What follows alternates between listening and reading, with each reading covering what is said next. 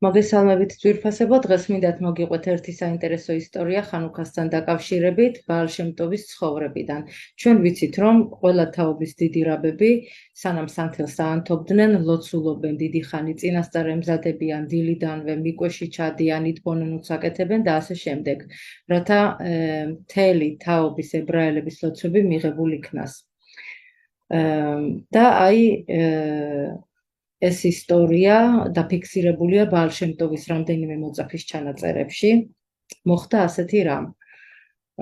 დაბნელდა ბაალ-შემტოვთან თავი მოიყარეს მის ქალაქში თუ სოფელში მაცხოვრებელმა ხალხმაც და ელოდებიან, რომ ბაალ-შემტოვმა უნდა აანთოს ხანუქის სანთელი და აკურთხოს. მაგრამ ყველასგან გასაკვირად ბაალ-შემტოვი სანთელთან მივიდა თუ არა, დაიძახა, სად არის ზალმანი, მივიდა ფანჯარასთან, გააღო ფანჯარა, გადაიხედა, იყურება აქეთ-იქით, ელოდება, გადის დრო, 5 წუთი, 10 წუთი, 15 წუთი, ბაალ-შემტოვი სანთელს არ ანთობს და ყველას უკვირს, რაშია საქმე.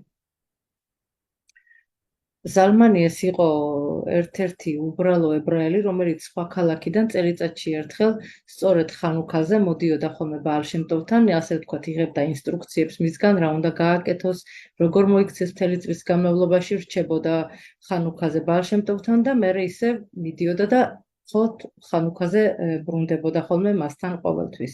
და ეს ზალმანი, რომელიც არ ჩანს.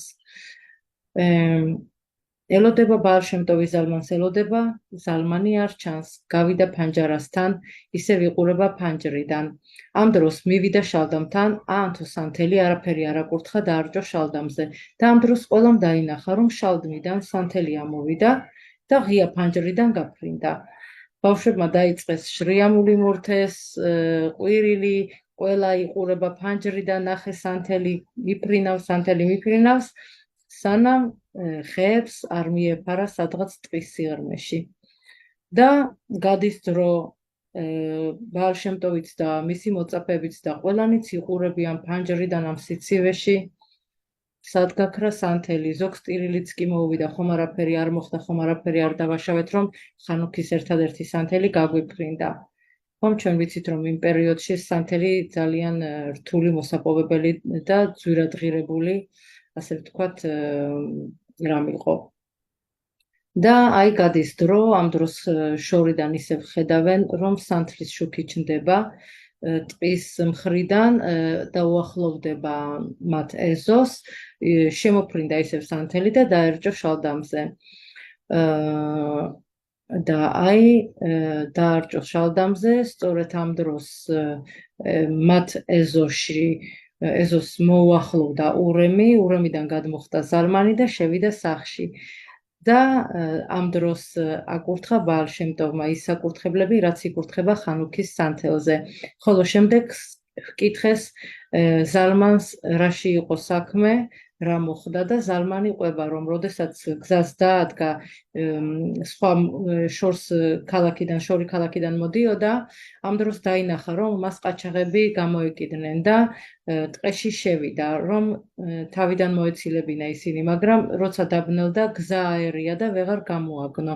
და სწორედ ამ დროს მან დაინახა სიბნელეში რაღაც სანთელი, თითქოს დაეჩვენებოდა სანთელი, არა მარტო სანთელი, რომელიც ეძახდა, შეაჩვენებდა აქეთ გამომყევიოდა, საითაც სანთელი უხვევდა, იქითაც ზალმანი მიდიოდა და ამ სანთელმა შენთან მომიყვანაო.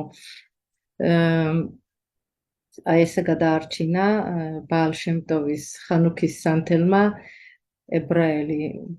ბაალ-შემტოვი იყო დიდი ცადიკი, რომელსაც ყველა ებრაელი უყვარდა, განსაკუთრებით უბრალო ებრაელები.